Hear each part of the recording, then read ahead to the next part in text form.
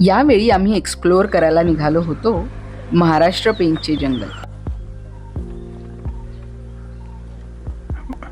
महाराष्ट्र पेंचचे क्षेत्रफळ साधारण 742 चौरस किलोमीटर इतके आहे.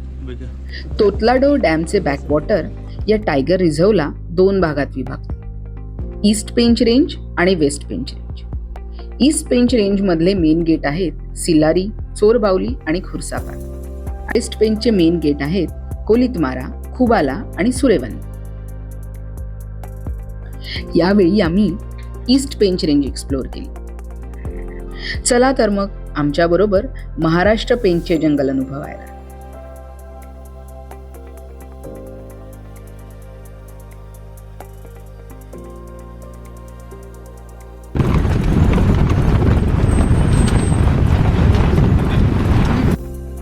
लोकमान्य टिळक टर्मिनसवरून आम्ही रात्री 8:35 समरसता एक्सप्रेस पकडली.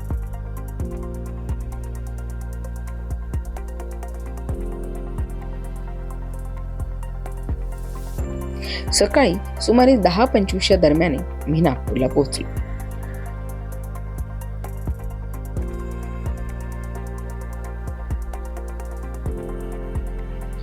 नागपूर स्टेशन पासून महाराष्ट्र पेंचला पोचायला साधारण 2 ते 2.5 तास लागतात.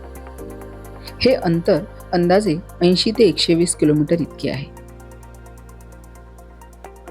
पेंचला तुम्ही नागपूर स्टेशनवरून प्रीपेड टॅक्सी करून किंवा ओला बुक करून जाऊ शकता.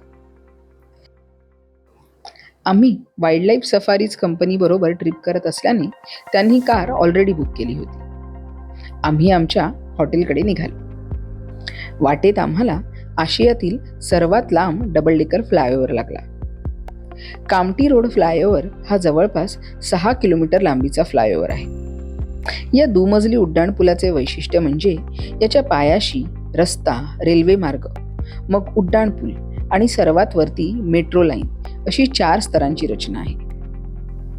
ब्रेकफास्टसाठी ब्रेक घेऊन आम्ही पुढच्या प्रवासाला निघालो.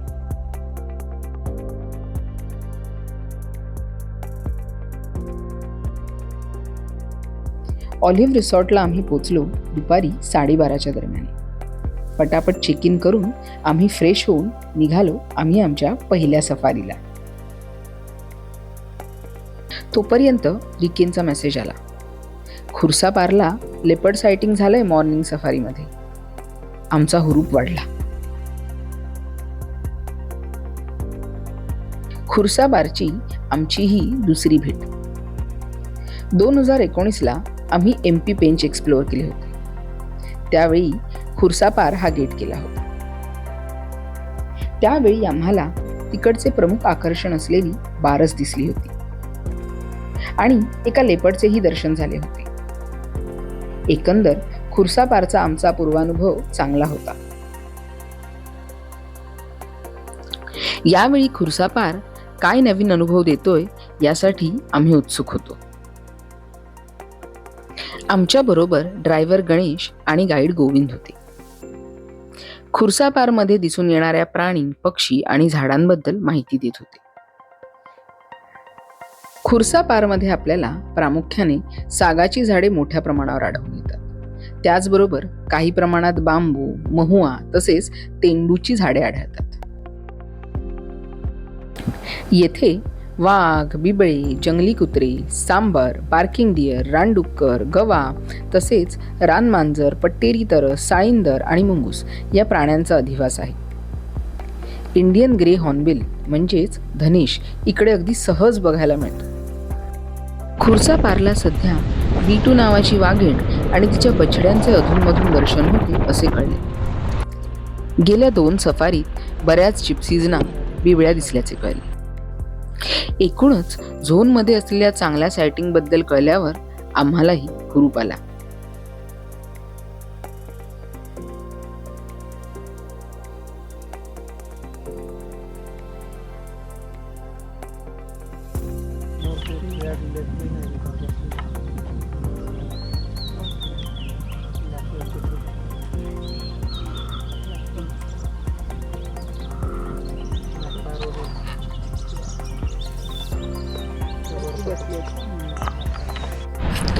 साधारण तासभर फिरून झाले, पण अजून हरणांव्यतिरिक्त विशेष काही दिसले नाही. मागे पुढे कोणत्या जिप्सीजही दिसत नव्हत्या. खुर्सापार हा तसा छोटा झोन असल्याने जिप्सीज साधारण काही वेळाच्या अंतराने दिसतातच. याचा अर्थ होता की जिप्सीज कुठेतरी थांबल्या आहेत. इतर पार्कमध्ये वाघ किंवा तत्सम मोठे जनावर दिसले की ड्रायव्हर आणि गाईड एकमेकांना कॉल करतात. पण महाराष्ट्र पेंचमध्ये टुरिस्ट, गाईड किंवा ड्रायव्हर कोणालाही मोबाईल जंगलात नेणे अलाउड नाहीये. आमच्या ड्रायव्हरने गाडी एका झाडाजवळ थांबवली. त्या झाडाच्या ढोलीत आम्हाला बघायला मिळाले इंडियन स्कॉप्स आउट, म्हणजेच कंठेरी शिंगळा घुबड. घुबड प्रजातीतील हे सगळ्यात लहान घुबड आहे. हा निशाचर पक्षी दिवसा ढोलीत बसून राहतो.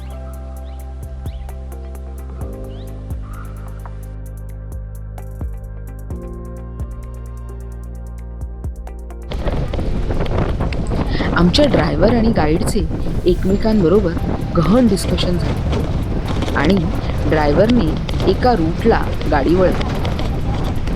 त्यांचा अंदाज अचूक होता. जवळपास 8 ते 9 जिप्सी एका रस्त्यावर एका मागे एक लागल्या होत्या. तिथेच थोडीशी जागा करून आम्हीही उभे राहिलो.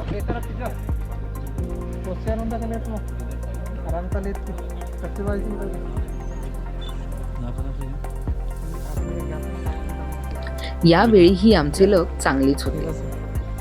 एक टायग्रेस समोरच्या गर्द झाडीतून बाहेर आली.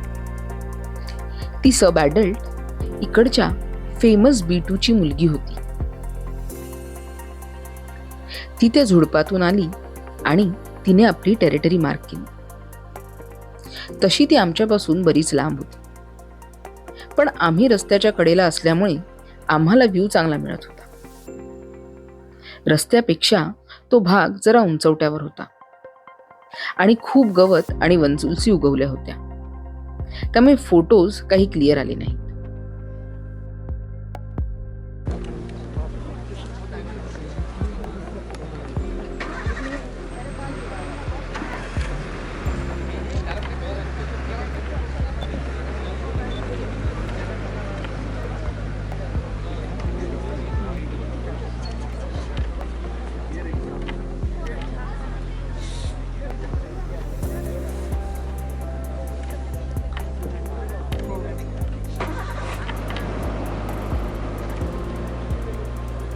ती चालत आमच्या अजून जवळ आली आणि एका झाडाच्या मागे बसली.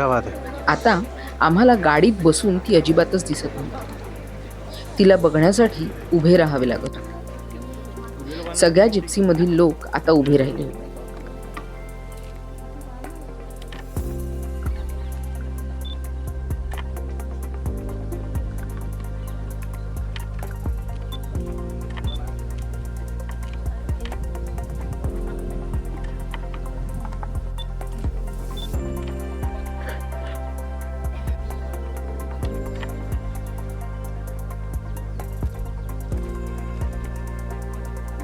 मध्ये मध्ये तिचे कान हलत होते, शेपटी हलत होती.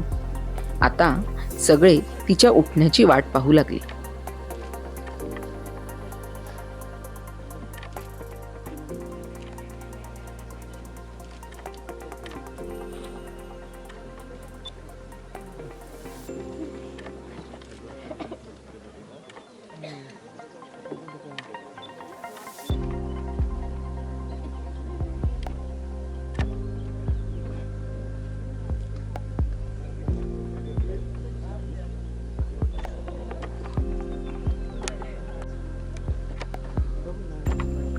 पण अगदी काही सेकंदातच ती आडवी झाली. आता ती कोणालाच दिसत नव्हती.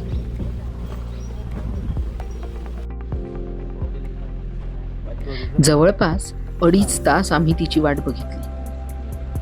आता 5:30 होऊन गेले होते आणि आम्ही गेटच्या दुसऱ्या टोकाला होतो. त्यामुळे साधारण 40 मिनिटे आम्हाला गेटला पोचायला लागणार होते आणि सफारीची वेळ संपणार होती 6:30ला.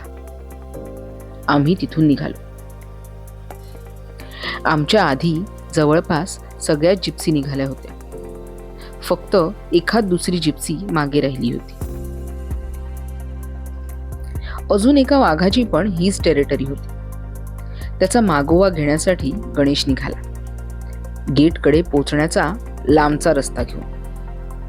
वाटेत आम्हाला एक गाडी थांबलेली दिसली. एक वाईल्ड डॉग म्हणजेच ढोल एका छोट्या तळ्याजवळ पाणी पित होता. आमच्या 2च जिप्सीजना तो दिसला. आता आमच्याकडे त्याचे फोटो काढण्यासाठी थांबायचाही वेळ नव्हता.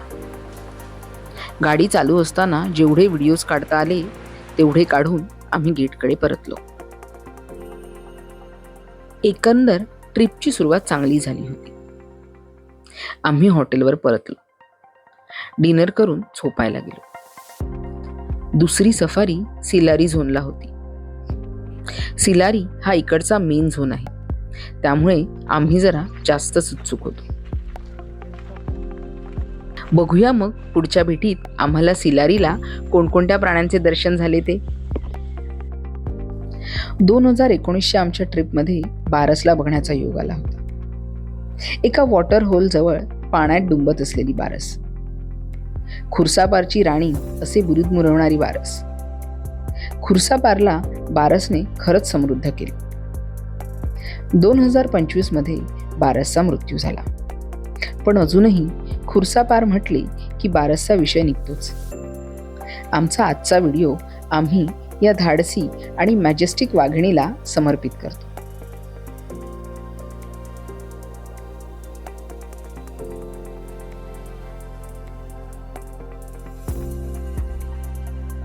तुम्हाला आमचा चॅनल कसा वाटला हे नक्की कमेंट करून सांगा.